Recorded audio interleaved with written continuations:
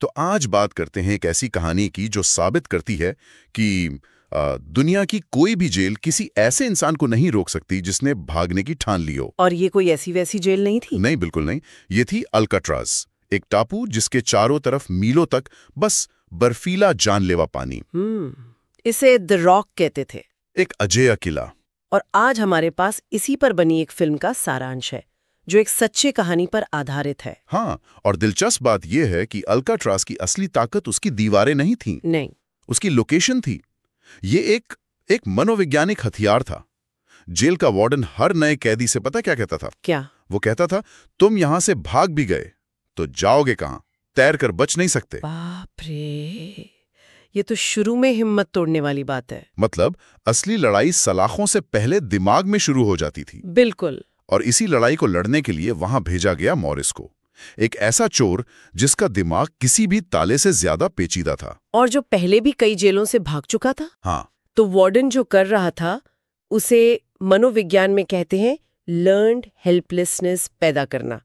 मतलब कैदियों को ये यकीन दिला दो कि उनकी किसी भी कोशिश का कोई नतीजा नहीं निकलेगा, ताकि वो कोशिश करना ही छोड़ दें। एग्जैक्टली।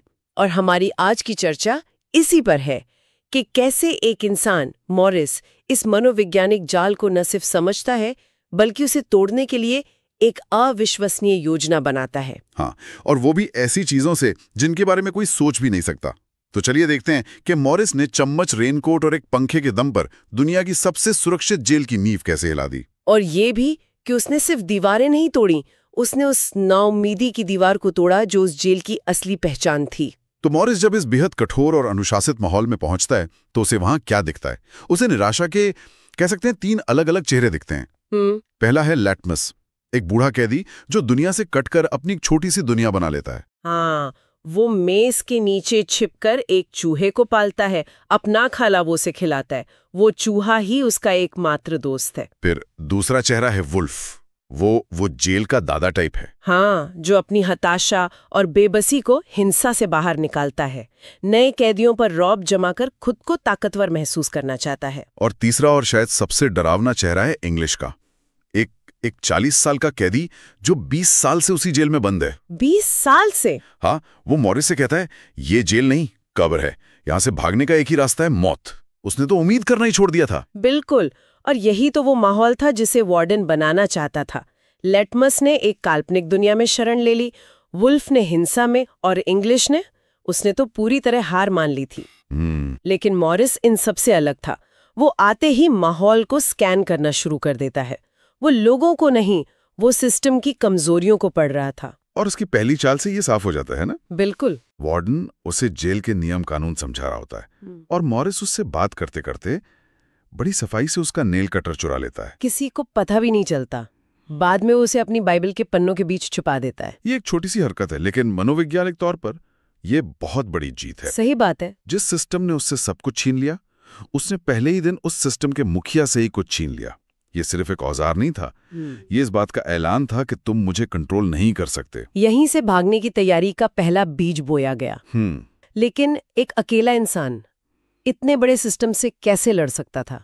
उसकी योजना को एक असली मकसद और कह सकते हैं आग तब मिली जब जेल में एक दर्दनाक घटना हुई। वो पेंटर वाली घटना। हाँ, एक कैदी था जिसे पेंटिंग का बहुत शौक था और वार्डन को उसकी कला से नफरत थी। शायद इसलिए क्योंकि कला वो उम्मीद और आजादी का प्रतीक है।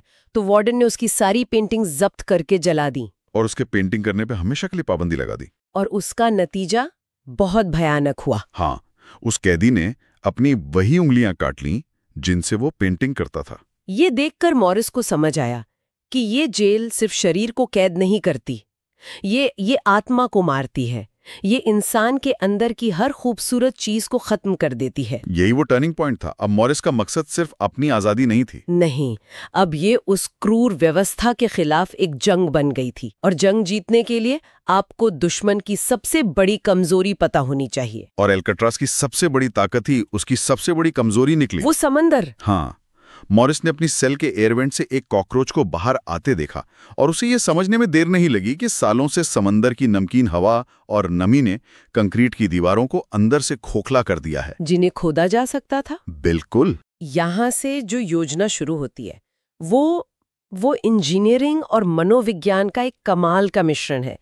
इसे एक कॉन्सेप्ट से समझ सकते हैं जिसे ब्रिकोलाज कहते हैं, मतलब जुगाड़, लेकिन जीनियस लेवल का। वाह, ये शब्द तो इस योजना पर बिल्कुल फिट बैठता है। तो इस ब्रिकोलाज का पहला हिस्सा था औजार।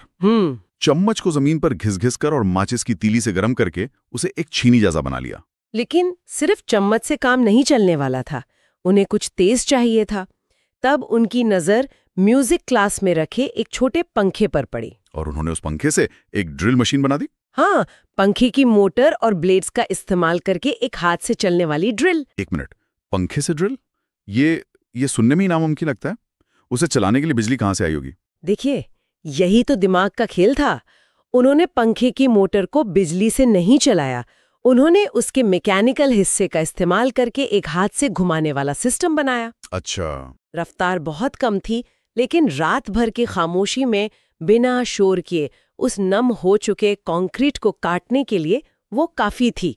ये हाईटेक नहीं, लोटेक जीनियस था। कमाल है। इसके बाद आई टीम बनाने की बारी। हाँ, उसने अकेले काम नहीं किया। उसने 2 भाइयों को अपनी टीम में शामिल किया, जिनके साथ वो पहले भी एक जेल से भाग चुका था।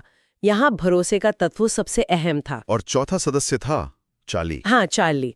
उसे पहरेदारी का काम दिया गया और चार्ली को टीम में शामिल करने की वजह भी मनोवैज्ञानिक थी।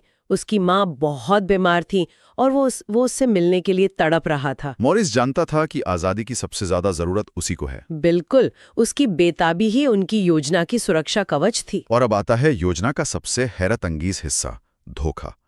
गार्ड्स को कैसे चकमा देते? इसके लिए उन्होंने कागज को गीला करके, उस पर पेंट करके और नाई की दुकान से चुराए हुए असली बालों को चिपकाकर इंसानी सिर के पुतले बनाए। हाँ, और ये पुतले इतने असली लगते थे कि रात के अंधेरे में जब गार्ड टॉर्च की रोशनी से देखता तो उसे लगता कि कैदी आराम से सो रहा है। और जिस दीवार में वो छेद कर रहे थे उसे छुपाने के लिए उन्होंने गत्ते का एक टुकड़ा पेंट करके बिल्कुल दीवार जैसा बना दिया था, जिससे वो काम खत्म होने के बाद वापस लगा देते थे। और आखिरी चुनौती, समंदर। उसे पार करने के लिए कोई नाव तो थी नहीं। तो उन्होंने लॉन्ड्री से 50 से ज्यादा रेनकोट चुराए। 50 से ज्यादा? हाँ, उन्हें आपस में सिलकर और गोंद से चिपकाकर एक हवा वाली, मतलब एक इन्फ्लेटेबल राफ्ट और लाइफ जैकेट बनाने की योजना बनाई। हर छोटी से छोटी चीज का इस्तेमाल किया गया। तो आप देखिए, चम्मच, पंखा, कागज, बाल, रेनकोट, ये सब वो चीजें हैं जिन्हें जेल प्रशासन बेकार या हानि रहित समझता था, और मॉरिस और उसकी टीम ने इन्हीं बेकार चीजों से आजादी का रास्ता बना लिया। योजना तो कागज पर बेहतरीन थी, लेकिन उसे हकीकत में बदलना मतलब हर रात मौत से खेलना। बिल्कुल, खुदाई के दौरान वो कई बार पकड़े जाने से बाल बाल बचे। मुझे तो वो सीन याद करके भी घबराहट होती है, जब पहरेदारी कर रहा 40 हो गया था और अचानक वार्डन चेकिंग के लिए आ गया। वो बहुत ही तनाव भरा पल था। चार्ली की खांसने की आवाज सुनकर मॉरिस और बाकी लोग फौरन भागे और अपने बिस्तरों पर नकली सिर रखकर लेट गए। और वार्डन को कुछ जलने की गंध भी आई थी। हाँ, लेकिन मॉरिस ने इतने आत्मविश्वास से झूठ बोला कि वार्डन को यकीन करना पड़ा। उसका आत्मविश्वास ही उसका सबसे बड़ा हथियार था। एक और किस्सा है जो मॉरिस के शातिर दिमाग को दिखाता है। उसे काम करने की जगह से एक औजार चुराना था, लेकिन बाहर निकलते वक्त मेटल डिटेक्टर से गुजरना पड़ता था। वो पकड़ा जाता तो सब खत्म हो जाता। और यहाँ उसकी चाल देखने लायक थी। हाँ, उसने जानबूझकर एक दूसरा कम जरूरी औजार अपने हाथ में पकड़ रखा था जो आसानी से दिख रहा था। जैसे ही वो डिटेक्टर से गुजरा, अलार्म बजा और गार्ड ने उसके हाथ से वो औजार ले लिया और उसे डांटा। गार्ड का ध्यान पूरी तरह उस औजार पर था और वो ये सोचकर खुश था कि उसने चोर को पकड़ लिया, जबकि असली ज्यादा जरूरी औजार तो मॉरिस ने अपने जूते में छुपा रखा था, जिस पर किसी का ध्यान ही नहीं गया। ये शतरंज के खिलाड़ी की तरह सोचना है। आप सिर्फ अपनी चाल नहीं चलते, आप अपने विरोधी की सोच को भी कंट्रोल करते हैं। लेकिन सबसे बड़ी शारीरिक चुनौती तब आई जब वो महीनों की मेहनत के बाद छत तक पहुंच गए। हाँ, उन्होंने सोचा था कि वो आजाद हैं, लेकिन बाहर निकलने का रास्ता एक मोटी लोहे की ग्रिल से बंद था, जिसे वेल्ड किया गया था। सारी मेहनत बेकार होती दिख रही थी। यहीं पर टीम वर्क काम आया। और उनकी हाथ से बनी ड्रिल। एक साथी ने मॉरिस को अपने कंधों पर उठाया और मॉरिस ने उस छोटी सी ड्रिल से घंटों लगाकर उस वेल्डिंग को काटा। ड्रिल की हल्की किर किर की आवाज सुनकर गार्ड ऊपर आए भी थे। हाँ, लेकिन तब तक उन्होंने काम रोक दिया था, आवाज बंद हो चुकी थी, गार्ड्स को कुछ नहीं मिला और वो वापस चले गए। आखिरकार भागने की रात आ ही गई। योजना थी कि रात 2 बजे सब लोग अपनी अपनी सेल से निकलकर छत पर मिलेंगे। मॉरिस और दोनों भाई तो वक्त पर पहुंच गए, लेकिन चार्ली अपनी सेल से बाहर ही नहीं निकल पाया। ये कहानी का सबसे मानवीय और दुखद पहलू है ना। बहुत ज्यादा। चार्ली घबराहट के मारे जम गया था। वो अपनी बनाई हुई नकली दीवार को समय पर नहीं हटा पाया। उसके हाथ कांप रहे थे। वो आजादी से बस कुछ फीट दूर था। अपनी बीमार माँ से मिलने का सपना बस कुछ ही देर में पूरा होने वाला था। लेकिन उस एक पल का डर उस पर हावी हो गया। मॉरिस ने इंतजार किया, लेकिन वो ज्यादा देर रुक नहीं सकते थे। आखिरकार मॉरिस और दोनों भाइयों को चार्ली के बिना ही आगे बढ़ना पड़ा। वो जेल के बाहरी दीवारों को फांदकर अपनी रेनकोट वाली नाव को फुलाकर उस अंधेरे ठंडे पानी में उतर गए और हमेशा के लिए गायब हो गए। सुबह जब गिनती हुई और 3 कैदी कम मिले तो जेल में भूचाल आ गया। वार्डन को सबसे पहला शक चार्ली के उतरे हुए चेहरे को देखकर ही हुआ। हाँ, और जब उन्होंने मॉरिस के सेल का दरवाजा खोला तो बिस्तर पर उसका कागज का बना सिर मिला। वार्डन को समझ आ गया कि उसे कितनी बुरी तरह बेवकूफ बनाया गया है। चारों तरफ जबरदस्त तलाशी शुरू हुई। हेलीकॉप्टर, नावें, सब कुछ लगा दिया गया, लेकिन उन तीनों का कोई नामो निशान नहीं मिला। समुंदर ने जैसे उन्हें निगल लिया हो। और यहाँ वार्डन की प्रतिक्रिया उसके अहंकार को दिखाती है। बिल्कुल। अपनी और एल्काट्राज की अजेय प्रतिष्ठा बचाने के लिए उसने आधिकारिक तौर पर ऐलान कर दिया कि तीनों कैदी ठंडे पानी में डूबकर मर गए होंगे। उसने ये खबर अखबारों में छपवा दी। वो ये मानने को कभी तैयार नहीं हुआ कि उसकी जेल से कोई भाग भी सकता है। हार मानना उसके सिस्टम की डिक्शनरी में था ही नहीं। लेकिन वो सच को ज्यादा देर तक दबा नहीं सका। इस घटना ने एल्काट्राज की अजेय होने की छवि को हमेशा के लिए चकनाचूर कर दिया। कुछ ही समय बाद जेल को आधिकारिक तौर पर यह कहकर बंद कर दिया गया कि जब यहां से भी कैदी भाग सकते हैं तो इतनी दूर एक टापू पर इतनी खर्चीली जेल चलाने का कोई फायदा नहीं है। ये कितनी बड़ी विडंबना है।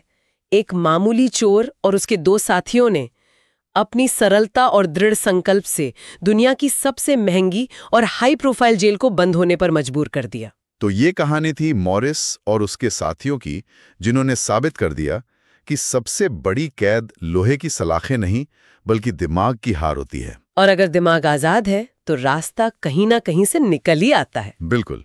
ये कहानी सिर्फ एक जेल ब्रेक की नहीं है।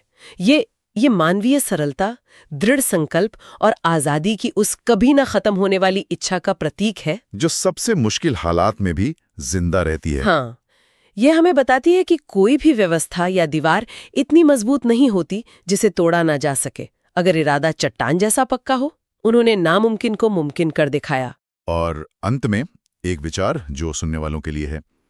ये फिल्म एक सच्ची घटना पर आधारित है। असल जिंदगी में भी फ्रैंक मॉरिस और एंगलिन भाई कभी नहीं मिले। दशकों तक FBI की मोस्ट वांटेड लिस्ट में रहने के बाद भी उनका कोई सुराग नहीं मिला।